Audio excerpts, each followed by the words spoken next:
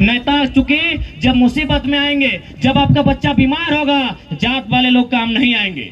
जब आपका बच्चा बीमार होगा, जब आपका बच्चा हताश निराश होगा, तब एक अच्छा व्यक्ति काम आएगा, चाहे वो किसी जात का रहे। इसलिए दुर्भाग्य की बात है, और मैं तमाम युवाओं से कहूंगा, राजनीति को परिवारवाद से हटाइए, नहीं तो इसी तरह इनको मालूम है, नलिन सोरेन जी को भी मालूम है और सीता सोरेन जी को भी मालूम है, दैट इन लोगों को चिल्लाने दीजिए ना, क्या होगा, लास्ट में वोट तो हम ही को देंगे, जात के नेता हैं, आखिर कहां देंगे वोट? ठीक है, जात के ही नेता को दीजिए, लेकिन रोटेट कीजिए, कभी उसको अपना मसीहा मत बनाइए, रोटेट कीजिए। अगर गलत कर रहे हैं उनको सत्ता से उतारिए, अगर आपके बच्चों की बात नहीं कर रहे उनको वोट मत दीजिए। जात का मतलब एक परिवार नहीं होता है, कोई भी जात रहे, चाहे रजवार रहे, घटवार रहे, संथाल रहे, यादव रहे या मंडल रहे, कोई जात रहे, या कुर्मी, कोरी, कुशवाहा कोई रहे, या स्वर्ण, ब्राह्मण, राजपूत कोई रहे, एक परिवार से किसी जात की परिभाषा नहीं होती है। जात भी बहुत बड़ा होता है, लेकिन ये लोग तो परिवार की राजनीति कर रहे हैं। अगर जात की ही राजनीति करना था, संथाल समाज का ही अगर विकास करना था, तो बसंत सोरेन में क्या योग्यता है मंत्री बनाए, किसी बुद्धू सोरेन को बनाते? बसंत सोरेन की क्या योग्यता है? योग्यता तो आप सुन ही लिए, दिल्ली गए थे अंडरवियर खरीदने के लिए। क्या योग्यता है आपको मालूम है? दिल्ली गए थे अंडरवियर खरीदने के लिए। ये झारखंड रो रहा है, झारखंड भूख से मर रहा है, और उनको झारखंड में अंडरवियर पसंद नहीं आ रहा है। ये हमारे नेताओं का बयान है, ये हमारे नेताओं का सोच है। बताइए, यहाँ हम लोग को रोटी नहीं मिल रहा है, हमको यहाँ अच्छा पानी नहीं मिल रहा है, और साहब को अपना कपड़ा खरीदने के लिए दिल्ली जाना पड़ता है। ये हमारे झारखंड की तस्वीर है, और फिर भी हम उनको वोट करते हैं। इसीलिए अगर उनको संथाल समाज की चिंता होती तो बरहेट मुख्यमंत्री का दुमका से किसी अन्य संथाल भाई को ही चुनाव लड़ाते, किसी गरीब को लड़ाते, एक पढ़े लिखे तेज तरार संथाल को लड़ाते, बेबी लता टुडू जैसे महिलाओं को लड़ाते। लेकिन ये केवल और केवल परिवार की पॉलिटिक्स हो रही है। इसलिए आज हम स्पष्ट कहना चाहेंगे, झारखंड की तस्वीर को बदलना है तो नए नौजवानों को आगे आने का मौका दीजिए, उनको वोट कीजिए, उनका हौसला अफजाई कीजिए, उनकी पीठ थपथपाइए, उनके साथ चलिए, उनके साथ कदम से कदम मिला के चलिए, तभी ये राज्य बदलेगा। और नहीं तो कभी एनडीए, कभी इंडिया, और इसी तरह झारखंड राज्य रूढ़ होता रहेगा। आज यही दशा हमारे राज्य की है। बहुत दुख लगता है, बहुत तकलीफ लगता है। 29 साल का लड़का है, हम लोग को बिल्कुल राजनीति की इच्छा नहीं थी। 29 साल में क्या करेंगे भाई राजनीति? 29 साल खेलने कूदने का, अपना दुनिया घूमने का उम्र था। लेकिन आज हम लोग राजनीति में आए इन्हीं के कारण कि आज इन लोगों ने हमें ठगने का काम किया है, हमें छलने का काम किया है। हमने कहा नियोजन नीति बनाइए, इन्होंने नियोजन नीति बना दिया। हमने कहा झारखंड के लिए नियोजन नीति बनाइए, इन्होंने अपने परिवार के लिए नियोजन नीति बना दिया कि गुरुजी के बाद हेमंत, और हेमंत के बाद कल्पना, और कल्पना के बाद उनका बेटा। बन गया नियोजन नीति, बन गया है। आपको नहीं मालूम? नियोजन नीति बन गया है, नहीं है तो पता कर लीजिए। हमने कहा छात्रों के लिए नियोजन नीति बनाइए, हमने कहा एमए बीए पास करने वालों के लिए नियोजन नीति बनाइए, इन्होंने अपने परिवार के लिए नियोजन नीति बना दिया है। देखिएगा, जैसे ही अभी आ गया समय, अब सीता मैडम का और कल्पना मैडम का, इनका समय जैसे ही समाप्त होगा, इसी प्रकार का मंच होगा, उनका बच्चा सामने होगा और बोलेगा ये है आज के बाद महेंद्र बाहुबली की अमरेंद्र बाहुबली। इसी तरह आपको प्रस्तुत करेंगे और आप बस ताली बजाइएगा कि हाँ अब हो गया सीता जी, कल्पना जी, अब उनके बाद उनका बेटा और बेटी को विरासत देंगे। यही हमारे राज्य की तकदीर है, यही हमारे राज्य की तस्वीर है। देखिए, हम उनके ना खिलाफ है, ना उनका हमने किसी प्रकार से उन्हें शिकायत है। हमें इस बात की शिकायत है कि एक ही परिवार में क्यों, उसे विस्तार होने दीजिए, उसे आगे जाने दीजिए, उसका विस्तारीकरण होने दीजिए। इसलिए आज आपको समझना होगा, आपको ये जानना होगा, और खासकर संथाल परगना तो कम से कम अभी बड़ा सुंदर दिख रहा है।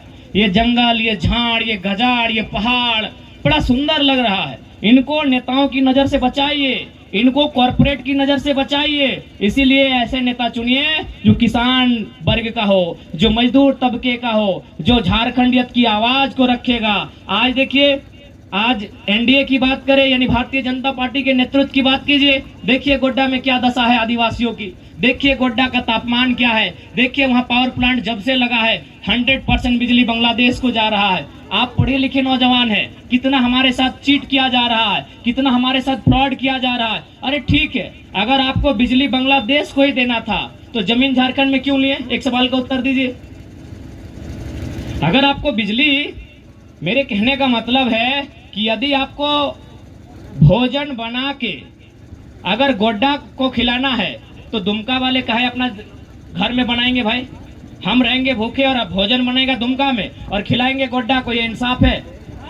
आप ही बताइए कि हम सब्जी काटेंगे, हम चावल बनाएंगे, हम पूड़ी बनाएंगे, हम और बनने के बाद उसे भर के ले जाएंगे साहेबगंज, बनने के बाद उसे ले जाएंगे जामताड़ा और बना है दुमका में, ठीक बात है? तो ठीक उसी प्रकार बिजली तैयार हुआ है गोड्डा में, बांग्लादेश जाएगा तो गोड्डा में अंधेरा क्यों रहेगा भाई? जमीन आप हमसे क्यों लिए? कोयला आप ऑस्ट्रेलिया से लिए तो जमीन आप बांग्लादेश से लेते। अगर बिजली बांग्लादेश को देना था तो बिजली अगर बांग्लादेश को देना था तो जमीन बांग्लादेश से लेते।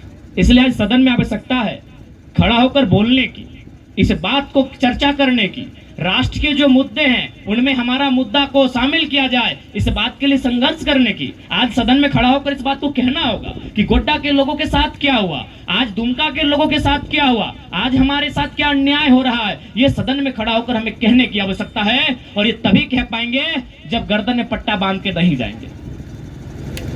हम सीना ठोंककर झारखंड के मुद्दों को सदन में तभी रख पाएंगे जब गर्दन में पट्टा बांध के नहीं जाएंगे। पट्टा बांध के नहीं जाएंगे मतलब और जो दिल्ली वाले पार्टी है उनका गुलामी बन के नहीं जाएंगे। आज एक बात बताइए, ऐसा नहीं हमारे पास 14 सांसद हैं लेकिन मुद्दों पे बात काहे नहीं करते? काहे नहीं प्रदूषण पे जो कंपनियां हैं उन पे बात करते हैं? काहे नहीं अब तक गोड्डा में जो प्लांट है उससे बात कर पाए? क्योंकि उनको चंदा जाता है, उनको चढ़ावा जाता है, उनको पूजा दिया जाता है, पूजा दिया जाता है मैंने उनको पैसा दिया जाता है, उनको दम भर के खिलाया जाता है। और क्या करते हैं वो? हमारी दलाली करते हैं। हम तो चुने हैं लीडर लेकिन बन जाते हैं डीलर, बन जाते हैं ब्रोकर।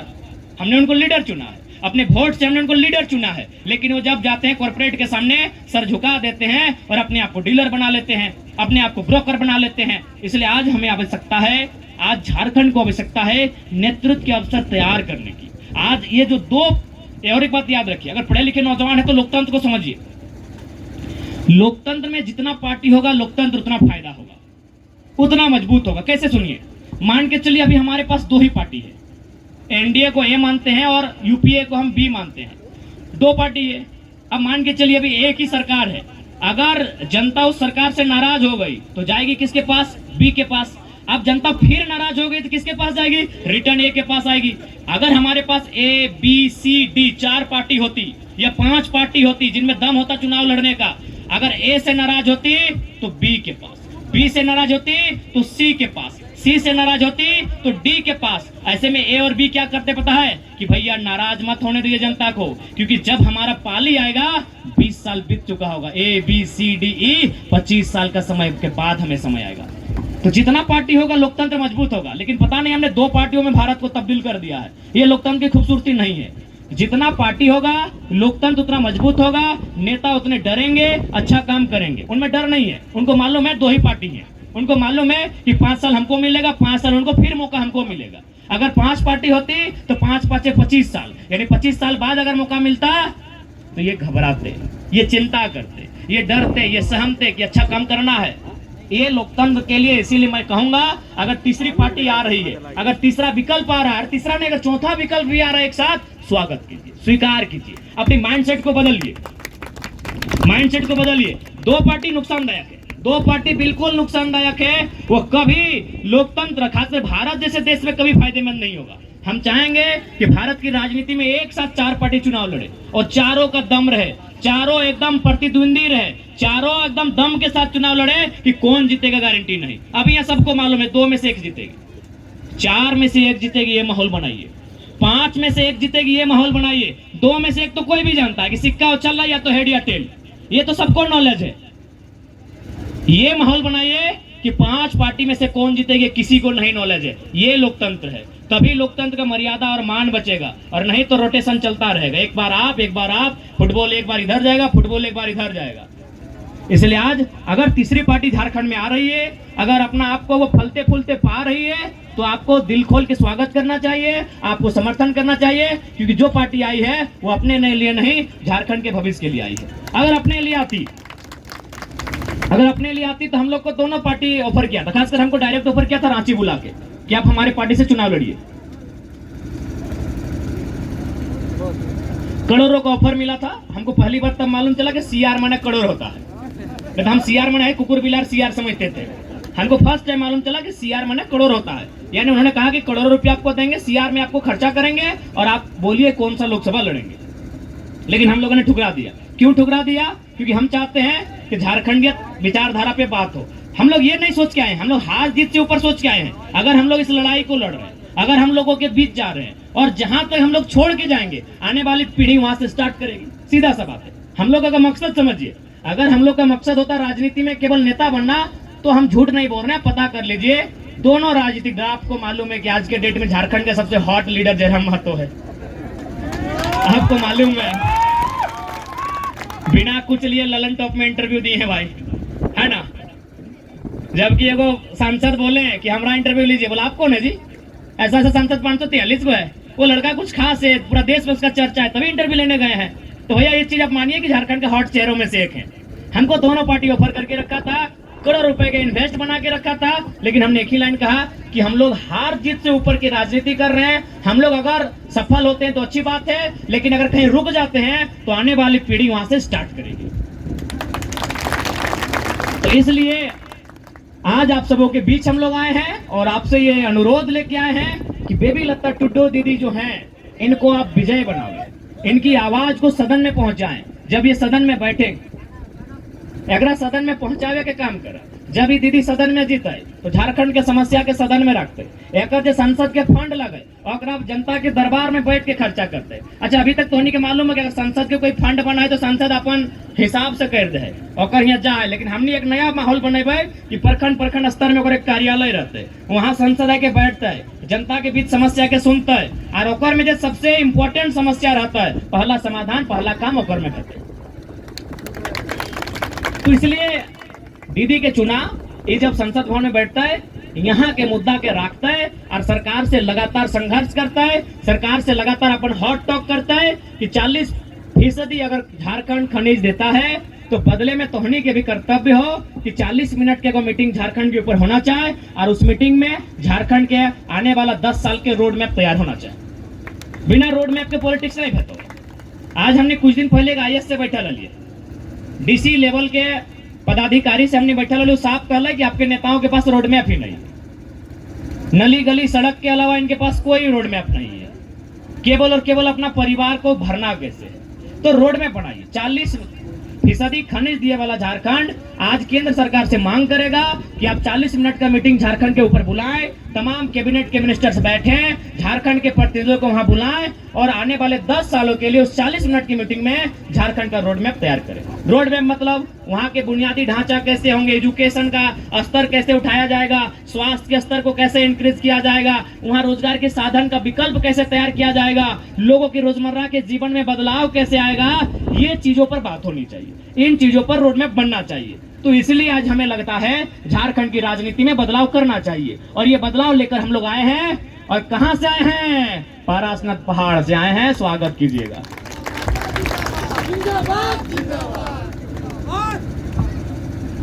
तो सह खातिर जितना भी खासकर दीदी सब आए हा, माए मौसी दीदी काकी जेठी सब तोहिन जितना हा, तोहनी सबसे हटे प्रार्थना रहतो कि आज तोहनी के भी अपन भोटवा के मतलब समझे तो कि हमने भोटवा कहे दी की खातिर दी है। भोटवा ई खातिर दी है कि हमारे बाल बच्चा के भविष्य के वो चिंता करता है, हमारे बाल बच्चा के वो तकदीर के बनाता है, हमारे बाल बच्चा के पढ़ाई लिखाई के बात करते है और रोजी रोजगार के बात करते है। सेह खातिर हमने भोटवा दिए के काम कराइए, लेकिन भोटवा लै लो हमने से बदले में 2-4 गो नोटवा दे दे और अपन बेटवा खातिर काम करो। नोटवा दे भोटवा ले और बेटवा के याद करो। ई खातिर भोटवा थोड़ी दे, भोटवा दे कि हमनी बेटवा बेटिया के चर्चा करते और पढ़ाई लिखाई रोजगार के चिंता करते। लेकिन आज देख ले अपनी की काम कर ले। आज एक गो नेता है यहाँ हमरा बुझाए। अच्छा एक बात बताइए, गांव में एवरेज किसान के पास जमीन कितना है? 2 एकड़। अच्छा ये गांव में ये रामगढ़ प्रखंड में कई गो किसान ऐसा है जकर पास 10 एकड़ जमीन हो? कितना? एक भी किसान नहीं जकर पास 10 एकड़ जमीन हो? एक आध गो बताओ। और जितना भी विधायक सांसद और पास 50 एकड़ 100 एकड़ 150 एकड़, तो ये जमीन कहाँ से पहले जमीनवा हमारा तोर ले लो। अब हमारा तोर अगर जमीन ले लो तो कब ले लो? हम तो खुशी खुशी जमीन ना बेच लिए। कोई आदमी खुशी खुशी जमीन बेचेगी? ना जमीन कब बेचले? बेटी के विदाई के टाइम, बेटा के पढ़ाई के टाइम, या बाप के दवाई के टाइम। तो जे नेता जनता से मजबूरी में जमीन खरीद ले, वो जनता के नेता कैसे भाई? कब तक बोका बनेते? जे नेता जनता के जमीन मजबूरी में खरीद ले, वो नेता नेता कैसे? तो नहीं बताओ सही कि गलत? आज तमाम नेता के पास